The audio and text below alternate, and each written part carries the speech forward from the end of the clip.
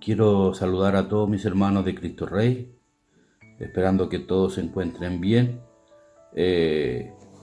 sabiendo que no nos podemos reunir en nuestro templo, pero llegará el momento en donde nos podamos estar todos juntos y podamos dar un abrazo y podamos compartir nuevamente. Quiero compartir con usted un salmo. Este se encuentra en el Salmo 27 y voy a dar lectura del versículo 1 al 8 y dice la palabra del Señor. Jehová es mi luz y mi salvación. ¿De quién temeré? Jehová es la fortaleza de mi vida. ¿De quién he de atemorizarme? Cuando se juntaron contra mí los malignos, mis angustiadores y mis enemigos, para comer mi carne, ellos tropezaron y cayeron. Aunque un ejército acampe contra mí, no temerá mi corazón. Aunque contra mí se levante guerra, yo estaré confiado. Una cosa he demandado a Jehová, esta buscaré, que esté yo en la casa de Jehová todos los días de mi vida, para contemplar la hermosura de Jehová y para inquirir en su templo. Porque él me esconderá en su tabernáculo en el día del mal, me ocultará en lo reservado de su morada. Sobre una roca me pondrá en alto. Luego levantará mi cabeza sobre mis enemigos que me han rodeado. Y yo sacrificaré en su tabernáculo sacrificio de júbilo. Cantaré y entonaré alabanzas a Jehová. Oye, oh Jehová, mi voz, con que a ti clamo. Ten misericordia de mí y respóndeme. Mi corazón ha dicho de ti, busca mi rostro, tu rostro buscaré, oh Jehová. Hermoso salmo. Quiero resaltar el versículo 4, dice, una cosa he demandado a Jehová, esta buscaré, que esté yo en la casa de Jehová todos los días de mi vida. Sabemos que no nos podemos reunir en el templo, pero hermanos, nosotros somos el templo, nosotros somos los que tenemos que hacer ofrendas de sacrificio en nuestras vidas. En estos días difíciles donde estamos encerrados, debemos tratar y debemos buscar a nuestro Señor en oración, leyendo su palabra, pidiéndole que nos dé dominio propio, que nosotros podamos decirle a nuestra carne y podamos doblegarla. Es difícil, porque si no Él no nos hubiera puesto el Espíritu Santo que resucitó a Jesucristo. Ese Espíritu tenemos nosotros, mi hermano. Y el versículo 8 dice, mi corazón ha dicho de ti, busca mi rostro. Tu rostro buscaré, oh Jehová. Que esa convicción pueda estar en cada uno de nosotros. Buscar el rostro de nuestro Señor, sabiendo que somos imperfectos. Pero si lo hacemos con un corazón que va en arrepentimiento y anhelamos buscarlo, Él estará con nosotros. Vamos a orar para que el Señor pueda hablar a nuestras vidas y Él pueda obrar en nuestros corazones. Padre bendito, sabiendo que somos imperfectos, Señor, sabiendo que no tenemos nada, Señor, que ofrecerte, solo rendirte nuestras vidas, Señor. Te pedimos, Padre, que usted pueda poner ese anhelo en nuestros corazones de buscar su rostro, Señor, de buscarlo cada día, aprovechando que ahora estamos en nuestras casas, Señor, que pueda estar esa necesidad de día a día de buscarte a ti, Señor. Bendice a todos mis hermanos de Cristo Rey, a todas mis hermanas, Señor. Señor, que no les falte nada en su hogar, Señor, porque tenemos un Dios que todo lo suple, que todo lo puede, Señor, porque realmente confiamos en ti. Gracias, Señor, por este día, porque podemos estar en estos medios, Señor, alabándote y glorificándote, Señor. Gracias, Padre, todo lo pedimos en el bendito nombre de nuestro Señor Jesucristo. Amén, amén. Que el Señor bendiga a cada uno de mis hermanos.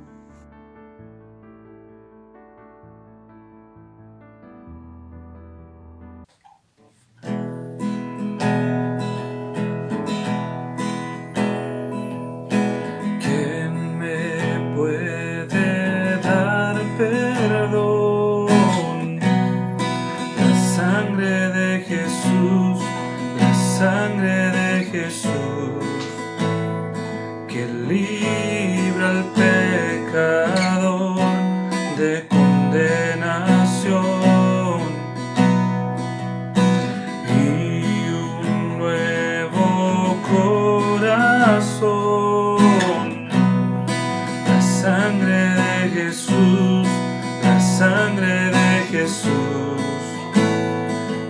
trajo mi redención y me salvó, mi refugio y mi confianza está en la cruz, donde se entregó mi Salvador Jesús.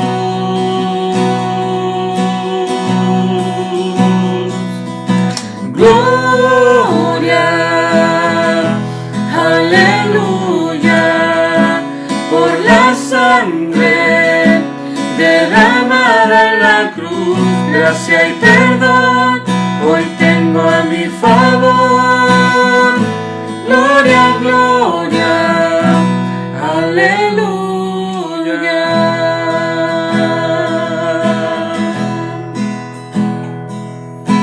Me vistió su rectitud, la sangre de Jesús, la sangre de Jesús, mi oscuridad cambió con su luz, santo hizo al pecador. La sangre de Jesús, la sangre de Jesús, de la muerte despertó mi corazón, la esperanza y vida eterna pude hallar, donde el justo fue a morir para el injusto rescatar. Gloria, aleluya, por la sangre derramada en la cruz, gracia y perdón hoy tengo a mi favor. Gloria, gloria, aleluya, gloria, aleluya, por la sangre derramada en la cruz, Hijo de Dios, te diste por amor. Gloria, gloria, aleluya.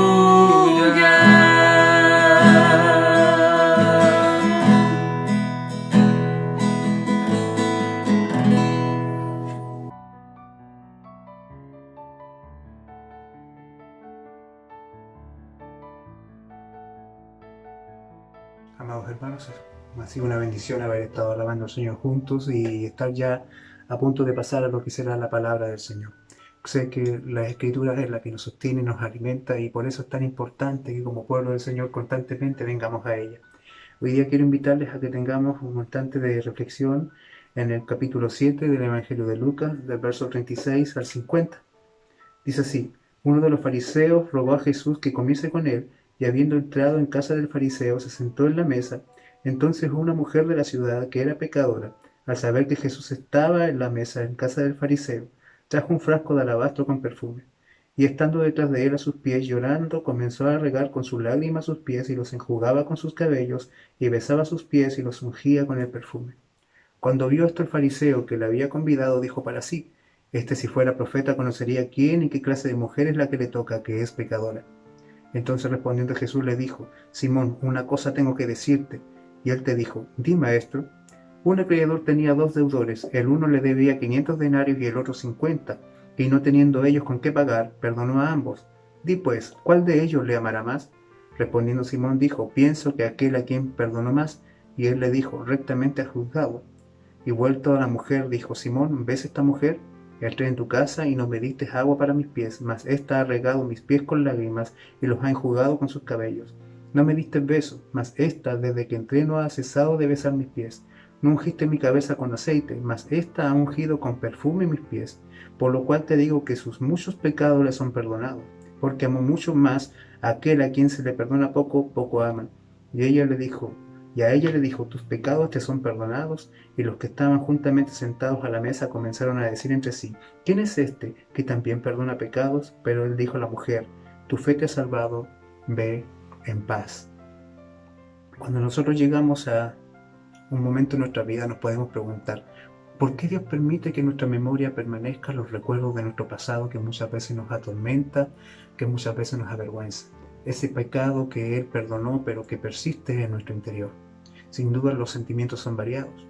Ahora, ¿qué aplica eso en nuestras vidas? ¿Qué es lo que Dios busca con eso? Sin duda, cosas que quisiéramos olvidar.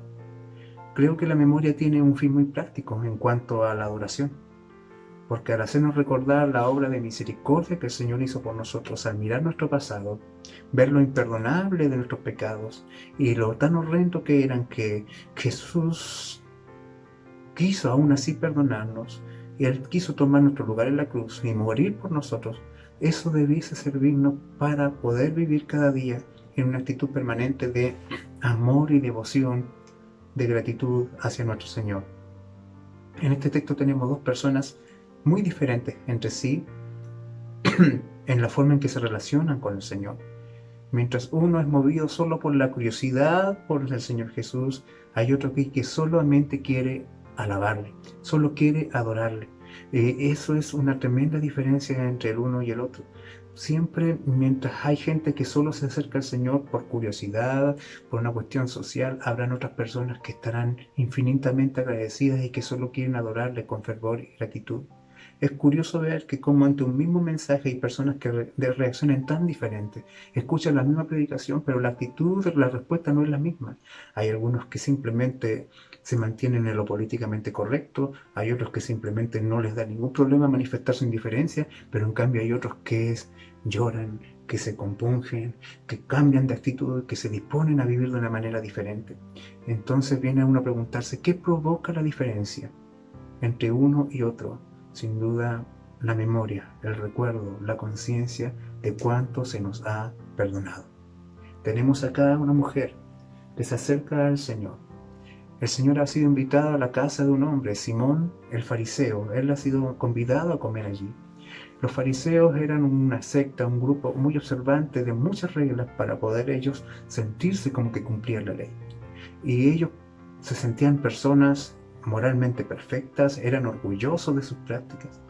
Sin duda este relato tiene que haber estado al inicio del ministerio del Señor, tiene que haber ocurrido al principio del ministerio público de Cristo, porque este fariseo lo invita al Señor a comer a su casa. Sin duda él después será uno de aquellos que va a conspirar contra él al final de los 3 años del ministerio, pero el punto está en que aquí él le convida.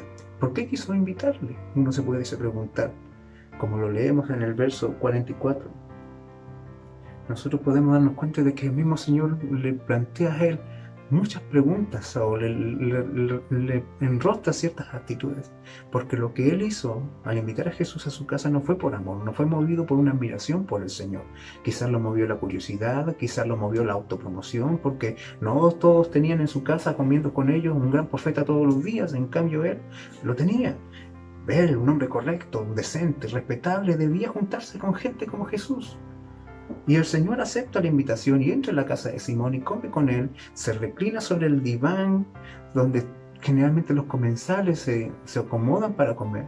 Allí recostado sobre su lado izquierdo para con su mano derecha tomar los alimentos, y en esa posición de recostamiento los pies quedan hacia atrás, allá donde él está sentado. Pero allá vemos de que luego, ¿cierto?, mientras está en esta situación, en el verso 37, irrumpe un personaje en la escena que quizás puede ser lo más diferente que puede encontrarse con respecto al correcto Simón. Aunque no estaba invitada a la cena, esta mujer entra en la casa. No tenemos un nombre para ella, no sabemos cómo identificarla, sino solamente con la marca del pecado en su vida, tanto así que era ella, y el texto dice, una mujer pecadora, y él reconocía esa manera entre el pueblo. Seguramente este énfasis del conocimiento público de la condición de vida de esta mujer nos puede dar cierta luz acerca de las cosas que ella tiene que haber hecho, de quién tiene que haber sido, del pecado que ella practicó. Sin duda era un tipo de maldad que tenía mucha repercusión en la vida pública del pueblo. Algunos comentaristas han dicho de que posiblemente haya sido una ramera, aunque seamos honestos, no se necesita ser solamente una ramera para ser un pecador, porque todos estamos en esa misma condición. Ahora no es tan extraño que esta mujer haya irrumpido en una casa donde no había sido invitada, porque era común de que los dueños del hogar, justamente con este afán de mostrar su popularidad, dejaran las puertas abiertas para que la gente pudiese venir a admirar cómo ellos comían, para que ellos pudiesen entrar al lugar de la cena y ver cómo estaban allí, quién eran sus invitados y lo importante que era él por la causa de las personas que estaban en su casa. Entonces, esta mujer conocida como la pecadora tuvo el valor de entrar en la casa de un estricto fariseo. Eso sí que es algo extraordinario. Lo que notamos es que fuese ella quien fuese, ya ella no lo era. Ella pudo haber sido sin duda una mujer muy pecadora, pero en este instante no se acerca en esa condición, porque su actitud hacia Jesús demostraba que algo grande había ocurrido en su vida. Posiblemente la predicación del Maestro había traspasado su corazón y ahora la disposición hacia el Señor es de grandiosa humillación. El único modo de explicar su valentía para entrar a la casa de estos hipócritas jueces es suponer que la urgencia que ella tenía de expresar gratitud a Jesús era algo tan irresistible que nada podía detenerla de hacer aquello lo que ella quería hacer. Ella llega con un alabastro de perfume, lo cual procedió a ungirle, lo procedió a usar para demostrar honra sobre el Señor. Para poder hacerlo, esto implicaba romper el alabastro y que él quedara inutilizable, tenía que perderlo definitivamente. Ella se acerca por detrás del Señor con la misma actitud que el esclavo que se acerca a lavar los pies de los invitados del amo, porque ella no se veía más que eso. La claridad sobre su pecado le da una correcta comprensión de sí misma. Seguramente su corazón compungido, lleno de amargura por el pasado de pecado, no le permitía mirar al Maestro a la cara. No se sentía de mirarle a él cara a cara. Por eso va a sus pies, por eso se dirige a sus pies con un acto de humillación total. Ella ungía al Maestro y mientras lo hacía rompió en llanto. Es vencida por sus emociones y llora profusamente al punto de que sus lágrimas regaron los pies del Señor. Y como una mujer que quizás su intención al principio era solo entregar esa ofrenda de perfume al Señor, se da cuenta que han enjugado los pies de su Maestro y no tiene una toalla para secarlos ahora. Así que ella hace algo que quizás ninguna mujer en ese tiempo hubiese hecho. Corriendo el riesgo de envilecerse aún más, suelta sus cabellos para usarlos como toalla. Para una mujer sus cabellos son un símbolo de belleza, un símbolo de orgullo personal, pero ahora están siendo usados para enjugar los pies del Señor. Esos pies a los cuales luego ella acerca sus labios para besarlos una y otra vez. No habla nada, no dice una sola palabra, pero sus acciones están llenas de adoración, son canciones entregadas al Señor una y otra vez. Aquel que está allí, a quien ella honra, sin duda es el único que pudo dar la paz a su corazón y que puede librarle de la vergüenza y de la miseria espiritual. Pero en contraste, esta mujer encontramos con un arrogante Simón, que ve este espectáculo y como buen fariseo piensa, solo piensa, y dice en su interior: si este fuera profeta, sabría qué clase de mujer es la que está tocándole y tendría claro de que es pecadora. Note usted de que él tiene ya en su interior la noción de la condición de esta mujer. El correcto Simón no dudó de poner en tela de juicio al Señor, porque si él fuera lo que él dice ser, él no estaría haciendo ni permitiendo estas cosas. No habría tratado a esta mujer que lo está tocando, sino como solo esta mujer se lo merece, como una pecadora. Simón, en su autojusticia, no entendía o no quería creer que Jesús se acercara a los pecadores con el fin de que pudiesen ser convertidos y ser salvados. Pero el Señor conoce los corazones y Él ve lo que hay en su interior, y cuando Simón termina de pensar esto, le dirige una parábola. Le responde de una manera pero magistral. Le dice una historia acerca de un prestamista que tiene dos deudores. Uno le debe 500 días de trabajo, 500 denarios, y el otro 50. Hay una diferencia grande entre 500 y 50, pero hay una condición común. Ninguno de los dos tiene para pagar la deuda. Ninguno puede pagar. Así que viene el acreedor y les perdona a ambos la deuda. Y termina la parábola con una pregunta que le dirige a Simón y le dice, di pues, ¿cuál de ellos le amará más? Simón, en un acto de superioridad y de arrogancia y de hipocresía también, ¿cierto? Dice lo siguiente, pienso que aquel a quien perdono más. Y el Señor le dice, rectamente has juzgado. El juicio de Simón era certero, pues es real que aquel que se le perdona mucho, ama mucho. La mujer que llegó abruptamente a la casa sabía que sus pecados eran grandes y horribles y necesitaban de un gran perdón. Aunque la verdad esto no se trata de pecar mucho o pecar poco. Los pecados son pecados al final. Sin duda hay algunos que son más indecentes que otros, con mayor connotación pública que otros, pero muchos pecados, los más horribles, ocurren en el secreto de nuestro interior. El punto está no en la cantidad. Si usted se fija, ¿cuál es el elemento? Como lo dijimos ya, no tanto la cantidad de la deuda de los personajes de la parábola, sino en la condición que los dos tenían en común, que ninguno de los dos podía pagarla. Ninguno de los dos podía pagarla. Lo único que podían esperar era el perdón generoso del Señor, del acreedor, que era el dueño de esa deuda. Entonces, aquí no se trata de cantidades de pecado. No importa aquí si el hombre es más decente y ordenado o es una mujer más de mala fama, ambos están completamente perdidos, ambos están en la misma condición delante de Dios, no tienen ninguna posibilidad de escape y sin el perdón de Dios no hay esperanza, pero cuando viene el perdón son completamente libres. El Señor no está diciendo mientras más pecado, más perdón, está diciendo que delante de Él o se está condenado o se está perdonado. Y cada hombre de este mundo, sea un moralista o un inmoral, las dos están en una de esas dos categorías, o perdonados o en condenación. Simón siempre pensó de sí mismo que estaba en una gran ventaja en comparación con la mujer que aún lloraba allí a los pies del maestro. Pero el Señor le dice, aunque él era una persona correcta, aunque él era prolijo en la práctica de su religión, aunque quizás él públicamente se veía como una persona decente y moral, había omitido todas las acostumbradas reglas de cortesía que se debían tener con una persona que había sido invitada a una casa. Él vemos de que el Señor le dice, ¿ves esta mujer? Entré en tu casa y no me diste agua para mis pies, mas esta ha regado mis pies con lágrimas y los ha enjugado con sus cabellos. No me diste beso, mas esta desde que entré no ha cesado de besar mis pies. No ungiste mi cabeza con aceite, mas esta ha ungido con perfume mis pies. Si usted ve, él no había tenido el más mínimo gesto de amor hacia el Señor. No había tenido ni la más mínima actitud, ni siquiera le había ofrecido el aceite de oliva más barato que pudiese haber para ponerlo sobre sus cabezas. La recepción había sido fría, con aire de superioridad, había sido descortés, mas en cambio la mujer, en vez de agua, había derramado lágrimas, en vez de un beso en la mejilla, había besado sus pies en símbolo de humillación. Ella había secado con sus cabellos los pies del Señor y había derramado no un aceite barato, sino un perfume carísimo sobre los pies del Maestro. ¿Qué quiere decir con esto el Señor? La diferencia es que el amor demostrado estará siempre relacionado con el perdón recibido.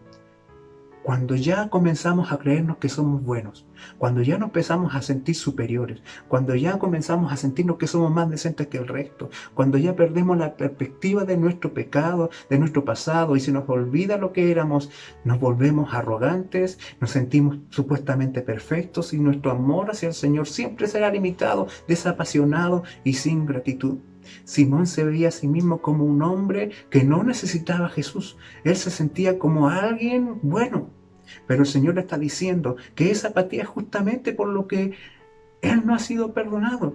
En cambio, esta mujer sí es perdonada, porque aquí el perdón siempre será la diferencia. Ama más aquel que ha sido perdonado. La falta de amor, el Señor la ve como una falta de servicio, la asocia. Tú no sirves es porque no amas. ¿Y por qué no amas? Es porque te crees bueno. Y porque te sientes bueno, porque piensas que no necesitas a Jesús. El que es perdonado es alguien que está capacitado para amar. No somos perdonados por amar al Señor, sino que por el hecho de que hemos sido perdonados, ahora le amamos. Primera de Juan 4:19 dice, nosotros le amamos a Él porque Él nos amó primero. Amar a Dios es justamente el resumen de todos los mandamientos del Señor. Y nadie en el mundo ha amado a Dios por su propia iniciativa, y nadie lo ha amado perfectamente como Él merece ser amado. Y tanto así es la incapacidad del hombre que el Señor Jesucristo tuvo que morir en la cruz por nosotros. Él se hizo hombre, se sometió a la ley, murió bajo los preceptos de la ley, los cumplió todos, y aún habiendo cumplido todo, Él fue a la cruz para morir en nuestro lugar. Simón no tenía ninguna ventaja. Su concepto de sí mismo era tan alto que no tenía, según él, necesidad de perdón. No venía Jesús como un salvador, no lo veía como la esperanza de su vida, sino que le veía como un objeto de curiosidad, como un profeta de quien pudiese adquirir cierta información. El Señor nos libre de corazones fríos y desapasionados, que nos intelectualicemos y que reduzcamos la fe solamente al conocimiento y a la información. Los que aman a Cristo, los que confían en Él, le aman porque saben que Él es Él, un Dios santo, justo y perdonador de hombres como nosotros, pecadores miserables e imperfectos. Por lo tanto, y ya a concluir, esta mujer demostró lo que demostró porque estaba consciente de que se había sido perdonada y por lo tanto su amor no tenía límites. Ella tenía conciencia de lo que ella era, y el perdón recibido es un perdón que va a siempre a animarle a demostrar su adoración al Señor de una manera desbordante y amplia. La respuesta que podemos sacar de esto, una reflexión, es: ¿amamos al Señor de verdad? ¿Estamos conscientes de cuánto se nos ha perdonado? ¿Está nuestro amor por el Señor ferviente, encendido? Si no es así, es porque sin duda nos creemos muy buenos, tan buenos que no le necesitamos. Amados hermanos, la gratitud siempre ha de manifestarse de alguna manera, y eso será siempre a través de un amor real y concreto. Si miramos nuestro pasado, no vemos allí sino más que cosas terribles que nos ponían en el infierno y de las cuales fuimos libres por las misericordias del Señor. Si nuestra vida no es más que apatía hacia Cristo, hacia su iglesia, hacia su obra, hacia su palabra, hermano, ¿no será porque quizás aún estamos allí en esa condición, perdidos? Quizás creemos, nos engañamos a nosotros mismos porque tenemos ciertas filiaciones intelectuales con la iglesia, pero eso no es suficiente. No basta aquello, porque si no estamos amando al Señor, si no estamos entregando su vida a Él, somos como Simón el fariseo, Cristo, objeto de curiosidad, pero no la plenitud de nuestras vidas. Amados hermanos, el Salmo 45 dice de que sobre Él, sobre el Señor, toda la gracia se derramó, es el más hermoso de los hijos de los hombres. Pero en cambio, Él vino al mundo y fue visto como una raíz seca, sin valor. Él se envileció para que nosotros tuviésemos una esperanza. El Señor nos ayude a ser agradecidos, a ser rendidos, a ponernos ante su presencia en todo tiempo. El Señor nos ayude a nunca perder de vista cuánto se nos ha perdonado, para que nuestro amor nunca se entibie. Oremos. Señor, gracias por este tiempo frente a tu palabra. Es tan grande lo que tú has hecho por nosotros. Como esta mujer, mi Dios bendito, no pudiésemos estar sino rendidos a tus pies. Señor, adorando tu nombre, bendiciendo tu nombre, exaltándote, porque sin duda lo que has hecho por nosotros es tan grande. Llénanos de gratitud, ayúdanos, Señor, a ser conscientes de nuestra realidad y dirígenos, Dios, te lo pedimos, en el nombre de Jesús. Amén. Amén.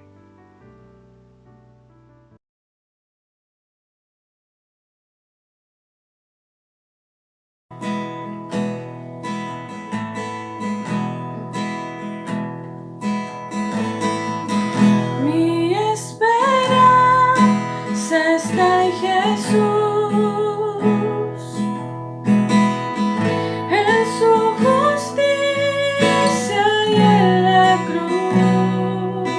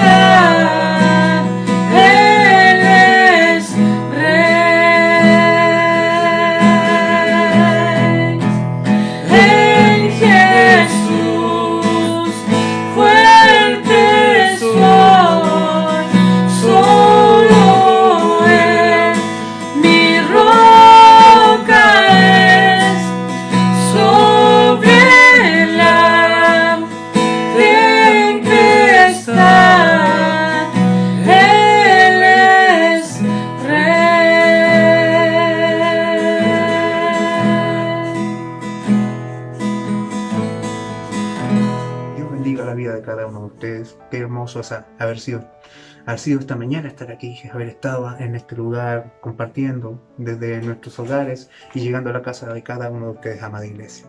Dios les siga sosteniendo, Dios les guarde. Estemos junto a nuestra familia, reunámonos a orar, reunámonos a buscar el rostro del Señor y planteémonos cómo vamos a vivir esta vida de gracia que el Señor nos ha dado. Si lo haremos en gratitud, lo haremos con amor, compasión, creo que ese es el camino. Dios les bendiga, la gracia del Señor les siga sosteniendo.